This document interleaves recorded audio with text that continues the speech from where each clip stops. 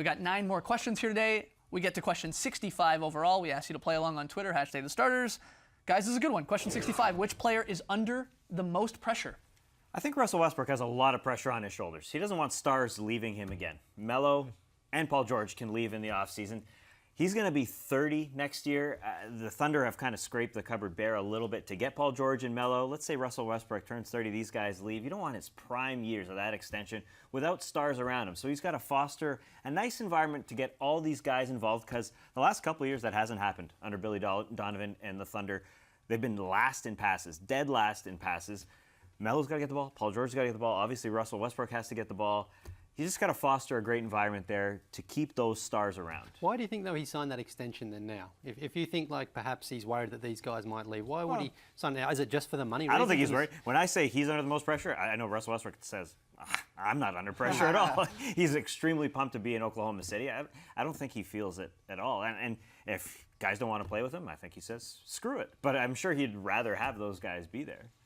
And he definitely has to change his game. I think that is the pressure, because the way he's played last season obviously is not going to happen again this year. And like you're saying, even when Durant was around, it's not going to work having 3 guys who really need the ball. And you know Russell's going to be bringing it up most of the time. So he's got to find a way to make it a more egalitarian approach for the Thunder. And honestly, he can be better this year. If he's not shooting the ball 30 times a game, his efficiency is going to go up. He's going to have crazy assist numbers, I'm sure. Again, passing to guys who can actually make shots on the perimeter quite a bit. I think it's going to be exciting to see Russell Westbrook, but it's going to be a big-time change for him. Yeah, the excuse in the fourth quarter last season, particularly in the playoffs, is not going to fly this year because he's got guys he can trust. What was the excuse? Well, I don't have the teammates that I can trust. Basically, to yeah. hit these And he was just throwing the ball up from anywhere, just thinking, I'm going to take these guys, I'm going to get the win by myself. But now he can't do that, and he has to learn, I think, to do that early on in the season. Because if Melo and Paul George feel like, man, we came here, we're trying to help him out, and he's not involving us in the offense in the crunch moments, that's not going to be for a cause for a great locker room in Oklahoma City. Great pick. I like the Westbrook. Anyone else feeling the pressure heading into the season? Well, I think James Harden actually has got a little bit of pressure on his shoulders this year, particularly how the season ended in the playoffs last year for the Rockets. You've got to look at Daryl Morey. In the last few years, he's gone out and gotten huge superstars. Dwight Howard. Things didn't work out there. He's going to get Chris Paul, another huge superstar. If things don't work well for the Rockets this year, the spotlight is going to turn on James Harden, because a general manager can only do so much. And when you're on the court, it's on the players to make things work. And James Harden, runner-up MVP, we know he can play. We know he's a fantastic player.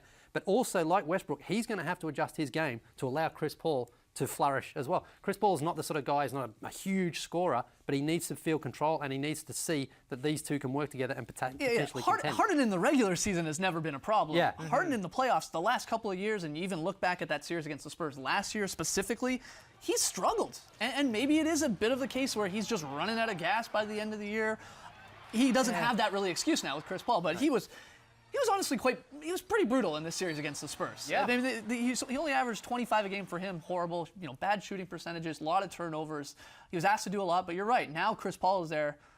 There's no excuses, really. It's going to be tough to make it work. You still got ball handling responsibilities, pick and roll, who's running and all that, but I'm with you on James Harden being under a little bit of pressure here. Yeah, they're sort of similar scenarios, Chris Paul and Westbrook. Stars have joined them. The difference is Chris Paul's going to have the ball in his hands a lot.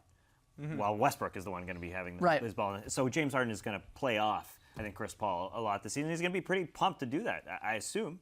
What about, He's going to have to be. What about Kyrie Irving? That's, to me, the guy that is under the most He pressure. said he didn't want to play with LeBron James. Exactly. It's self-inflicted pressure. He left LeBron James, the best player in the world, a team that was going to the finals 3 times. Probably we're going to go back again. He would have had an easy path to the finals. He's replacing a beloved player in Isaiah Thomas, and he has to be great. This is the first time in his career he's really going to be under a lot of expectations as the #1 guy. First time playing in a system, because Brad Stevens has a different system than he's been in playing with the Cavs. I think it's going to be a major adjustment for Kyrie to play for a team that moves the ball a lot. He said that's what he already likes in Boston, that there's a lot of ball movement. That hasn't always been his strong suit.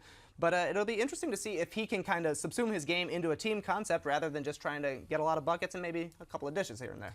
I think Danny Ainge is under pressure too, because he had all these assets for so long and wouldn't move them, and then all of a sudden he kind of blew up a team that made the Eastern Conference Finals, and this could be the Celtics' best chance to dethrone the Cavs, because LeBron... This year? Well, it could be. I mean, last year, remember... He's got these guys for a while, though. He's got Kyrie and Gordon Hayward for a while. Yeah, but I'm just saying, because last year everyone was like, you've had chances to move to get perhaps Jimmy Butler, perhaps Paul George. He didn't make those moves. Now, we don't know exactly what goes on in those conversations, why these other teams wouldn't make the trades, especially when they got lesser talent.